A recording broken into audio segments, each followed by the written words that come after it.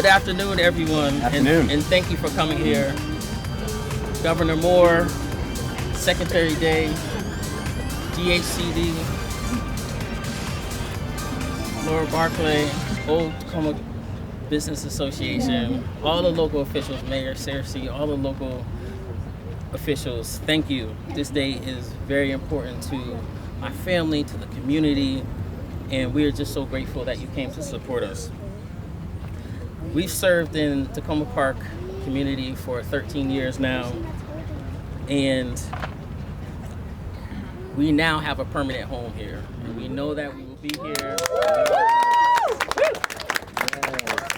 And the truth is, this journey took faith, it took sacrifice, and a whole lot of people believing in this vision.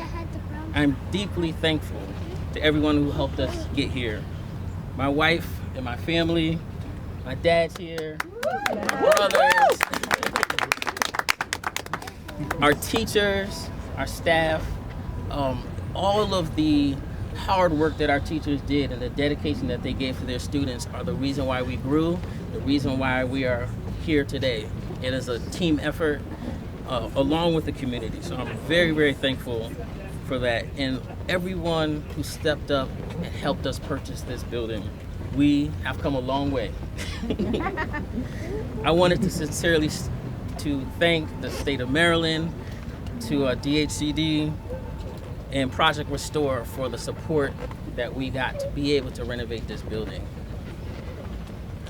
This building is making it possible for us to not only continue to provide music for the community, but also to expand our programming with things like music therapy, community drumming, girls production class, more of our ensembles, and that's just something that's dear to our heart. And now that we have the space to do that because of Project Restore, we are able to offer it to the community. So we are deeply thankful for that.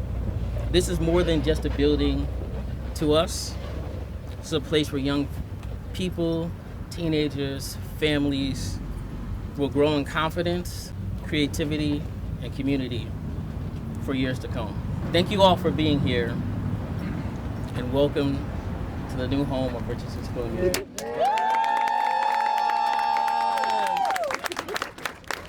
We received a state grant that we were able to help Richardson School of Music use to rehabilitate their space, and it's hugely important. These old buildings that take a lot of work, and raising the capital is really difficult for a small business, so these state grants were really helpful. We were able to use some of this money to give to Vincent Richardson, and as well as Sanctuary Distillery, which is coming into the old bank building. We're all part of the same grant that the Old Takoma Business Association applied for and was able to distribute.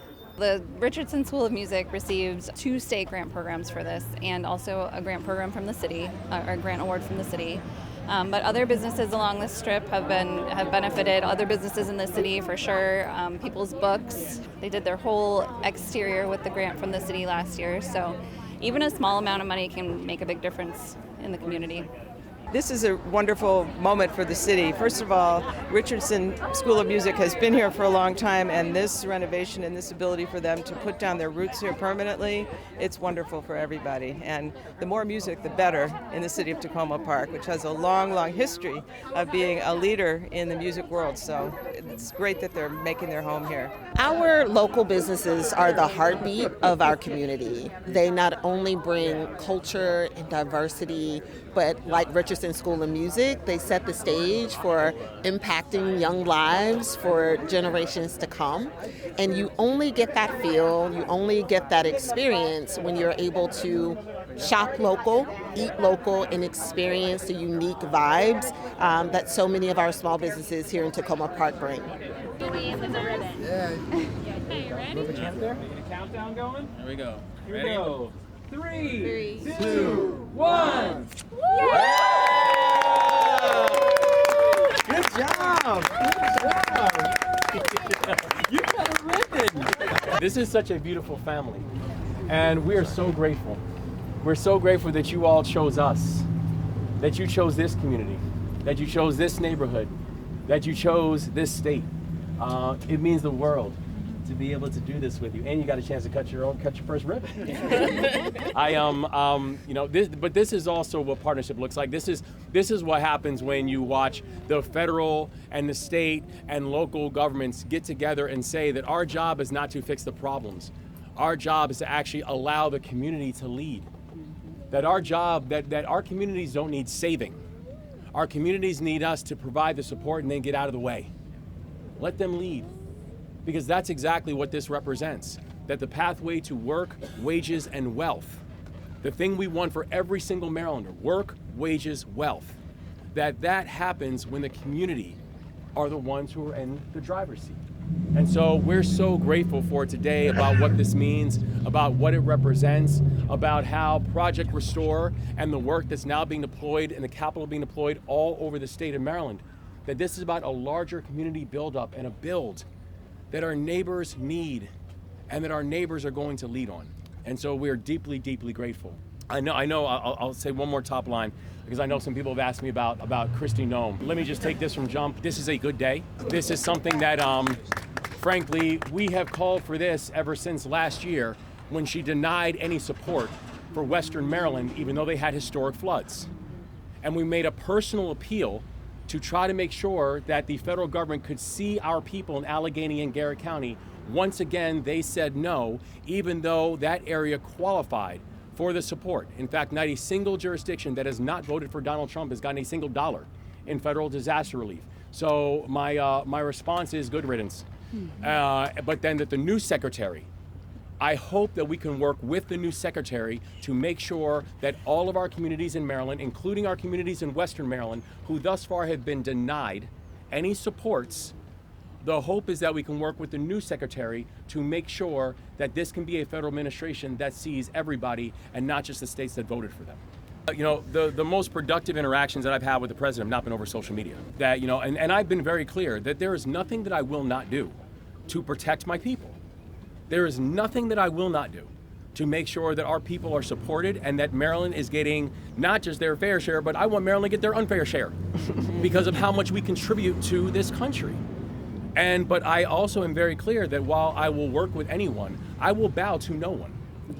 And if that's the expectation for partnership, then we just have a very, very deep and fundamental disagreement about what is necessary in this moment and what, frankly, the people of Maryland, what we have continued to endure, which is the greatest onslaught of any state in this country over the process of this past year. I will always fight for our people, but I will work with anyone to make sure that our people are protected and seen. I think the Old Town Business Association is a really great place to start, and I think patronizing our local businesses is the very best way that we can make them succeed, and supporting them financially the way that the city and the state and the county have all done with the financial support to enable this renovation. All of those things are really important. I think the small businesses just need support, right? There's so much happening in the world with federal layoffs and immigration stuff, right? People are afraid to go out. So I think supporting, showing up, buying things from your local businesses is really important. And then also the cities and the counties and the state funding them through grant programs like Project Restore and the NED grants that we're here celebrating today. It's really important to support them, and the state being willing to provide funding to small businesses often makes the difference between whether they survive or not. And the fact that we've got a fund, they said I think it's $13 or $14 million. It's a lot of money. It helps a lot of small people around the state because a lot of people, can live or die on whether they get $25,000, $50,000. They don't need millions of dollars. And if we want to keep our main streets occupied and we want to keep people feeling like this is the kind of place you want to be, we've got to be able to provide the support that'll keep these companies coming back. This had to be filled by somebody. And every time you fill a space, it costs more to do it than it did the first time. And oftentimes you got to make changes. You can see this thing is not the same space it was before. So we're really happy the state pays attention to it. It supplements the kind of work we do at the county. So if all of us are helpful, we can help make sure Main Streets look like we want them to look. It really just means so much to just be a part of a community that has just supported us since we opened our doors. And so to be able to expand our space, to be able to offer more for the community is just beyond the greatest joy for our family, and it really means a lot. It's been a labor of love. We opened our doors actually at 7318. Upstairs is where we first started, and that was in March of 2013. And so it's been 13 years now, and then eventually we expanded to the space next door. And that was in, I want to say 2018, I believe. And so then we had an opportunity to purchase this building with the grant that we received, which made that possible. And so now here we are today. I mean, this community is unique. I think anybody that lives here or has a business here knows this community is unique, it's diverse. It's a tight-knit community, and I just love the support that the community has given the school and to all local businesses here. It's a special place that you can't really put words to. And so we're grateful to be here. We're grateful for the support. We're grateful for all the local officials, for Governor Westmore, Mayor Searcy, everybody that came out to support us. It's just been amazing. I think the big thing for all of our businesses is to patron our small businesses. That's first and foremost.